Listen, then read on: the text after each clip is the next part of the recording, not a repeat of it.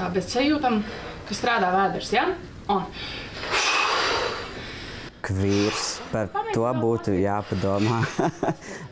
Bet jā, tas ir LGBT plus kopienas apkopojums vienā vārdā. Tie ir gan cilvēki, kuriem ir atšķirīga seksuāla orientācija, tas var būt homoseksuāli cilvēki, biseksuāli, panseksuāli, arī aseksuāli cilvēki šajā var iekļauties. Un tad viss, jā, arī dzimtas šīs gan transpersonas, tostarp nebināras personas, gan diezgan bieži tur ierakstās arī interseks personas. Tā ka... Būtībā vārds kvīri ietver dažādas dzimumu un seksuālās identitātes.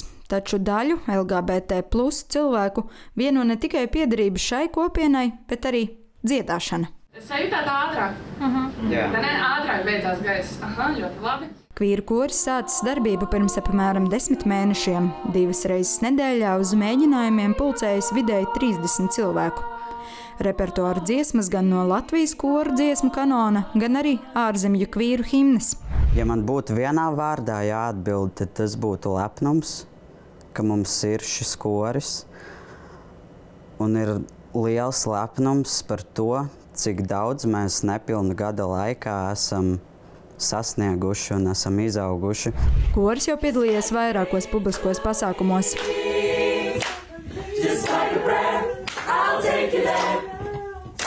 Taču lielais mērķis ir tikt uz dziesmu svētkiem un piedalīties svētku gājienā. Un mēs arī piekopjam latviskās tradīcijas un vērtības un dziesmas, un mēs esam daļa no Latvijas vēstures, un arī visos iepriekšējos dziesmu svētkos kvīri dziedāja. Es, protams, gribētu, lai mēs dzīvojam sabiedrībā, kurā jebkurā korī ir pilnīgi normāli, ka tur ir ļoti dažādi dalībnieki, un jau tagad daudzos koros ir kvīri, vienkārši nevienmēr viņi par to ir atklāti. Un te arī atklājas, ka kvīru dziedāšana ir tikai aizberga redzamā daļa. Koris izveidots ne tikai kopības sajūtas dēļ, bet arī, lai izvairītos no homofobiskas attieksmes citos ansambļos. Mēs esam visi dziedājuši koros, bet mēs esam dziedājuši koros, kuri ir ļoti, latviski sakot, heteronormatīvi, kur bieži vien kolektīvā var izsprukt kaut kādi homofobiski joki.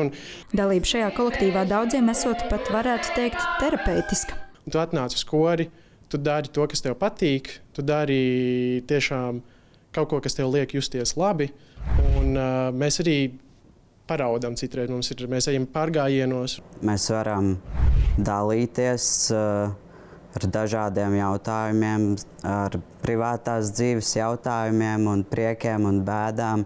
Lai iestātos par cilvēktiesībām un cieņpilnu attieksmi, koristi drīzumā plāno arī protestus pie Saeimas un ministru kabineta. Mēs burtiski uzliesim skatuvi un dziedāsim, lai piesaistītu uzmanību, ka hei, kvīri arī ir Latvijas iedzīvotāji, kvīri arī ir latvieši un Latvijas patrioti, un mēs gribam likumus, kas ir tādi paši kā pārējai sabiedrības daļai. Šobrīd sāpīgākā un lielākā problēma, ar kuru saskaras LGBT plus kopienas pārstāvji, ir naida runa internetā.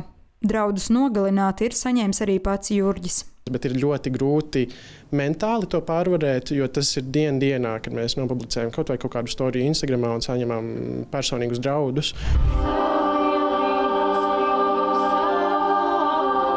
Par laimi, mieru sajūtu varot gūt mēģinājumos.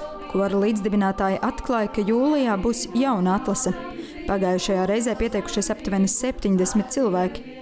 Kolektīvs drīz plāno nokārtot arī oficiālu kora statusu, lai varētu lūgt finansiālu atbalstu pašvaldībai.